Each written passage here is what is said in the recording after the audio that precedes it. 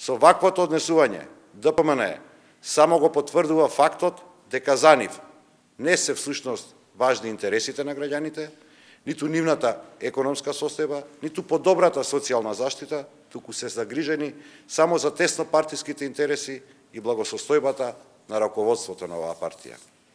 Тажно е што ДПМН после изборниот пораз и после обеледнувањето на целокупната криминална политика не успеа да се сврти и да работи заедно со граѓаните.